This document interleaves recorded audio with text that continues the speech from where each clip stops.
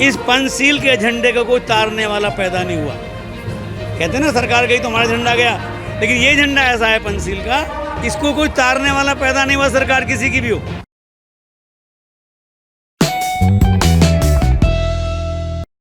नमस्कार, इस वक्त हम मौजूद हैं पंचशील बुक सेंटर पर और यहाँ पर इस बुक सेंटर के जो संचालक हैं सुखवीर बोध जी, वो भी यहाँ पर मौजूद हैं। सर नमस्कार जी। नमस्कार सर। सर, जो पंचशील बुक सेंटर है ये महापुरुषों की जो किताब है कब से जो प्रचार करने का काम कर रहा है? 1990 में मैंने बौद्ध दीक्षा ली थी और तब से मैंने प्रण किया था कि मैं पूरे समाज में बुद्ध धर्म को फैलाने का काम करूँगा। तो 14 अक्टूबर 1956 को मेरठ के अंदर बौद्ध धम्म दीक्षा हुई थी, उसी में मैं ये ज्ञान हुआ और होने के बाद मैंने तब से ही पहले अपना ऑडियो, उसके बाद वीडियो और अब साहित्य का काम मैंने शुरू किया है, जिसमें मैंने अभी मेरी एक नई बुक निकली है, महामानव डॉक्टर B.R. अम्बेडकर जीवन संघर्ष, जो मैंने पूरा इसके 3 साल लिखने के बाद उसके बाद इस किताब का विमोचन किया है।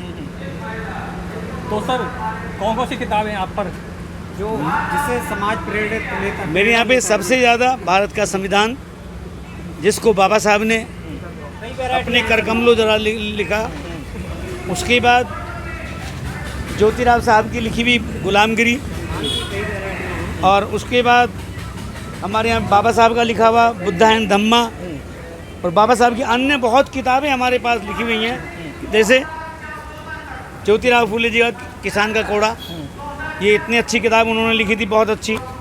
सर छोटू राम जी, जिन्होंने शिक्षा के उसमें बहुत अच्छा काम किया है।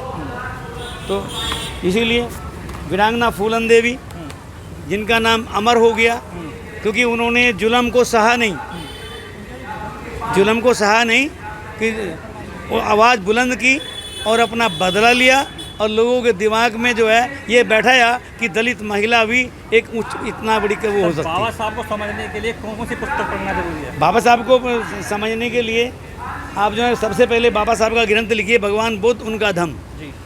उसके बाद बाबा साहब का लिखा हुआ है अछूत कौन और कैसे, उसके बाद शूद्र कौन, शूद्रों की खोज, मूक नायक, और जी बाबा साहब की अन्य बहुत किताबें ऐसी हैं जिनसे आप काफ़ी अच्छा, जैसे मूक नायक बाबा साहब का पेपर निकलता था, ये बाबा साहब का ही है।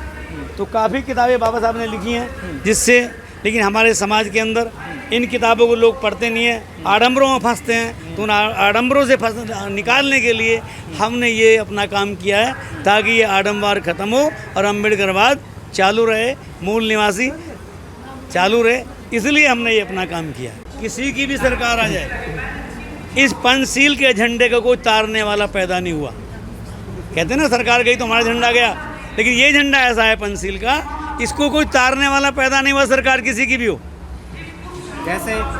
जैसे पंचशील ध्वज आप जानते ही हैं, वही ध्वज है हमारा ये। अच्छा, वही ध्वज है, ठीक है। ये VIP ध्वज हो गया गाड़ी के लिए। और भी है इसके अलावा यहाँ पर सर रविदास जी की भी फोटो है, और क्या रविदास जी की बुकें आप पे रखी हुई हैं? हाँ, रविदास जी की बुकें हमारे पास होती हैं, क्योंकि रविदास जी ने भी वही किया जो भगवान बुद्ध ने किया, क्योंकि संघर्ष ब्राह्मणों से पहले इन्होंने तो किया है। उस समय कितना इनका जो भाई बोलबाला था, उसके बाद भी रविदास जी हार नहीं माने। मनचंगा घटोटे में गंगा जो बताया, ये सब चीज़ जो है ये रविदास जी को नहीं भाती थी। तो आप देख रहे हैं कि सीधी तस्वीरें पंचशील बुक सेंटर से। यहाँ पर बाबा साहब की स्टैचू भी हैं और भगवान बुद्ध की भी स्टैचू हैं। यहाँ पर अशोक स्तंभ भी है और यहाँ पर तमाम महापुरुषों की बुकें हैं, जो कि पंचशील बुक सेंटर के जो संचालक हैं सुखवीर बोध जी काफ़ी लंबे समय से इस कार्य को कर रहे हैं। तमाम बड़ी खबरों के लिए जुड़े रहिए BSN नेशनल न्यूज़ पर। धन्यवाद।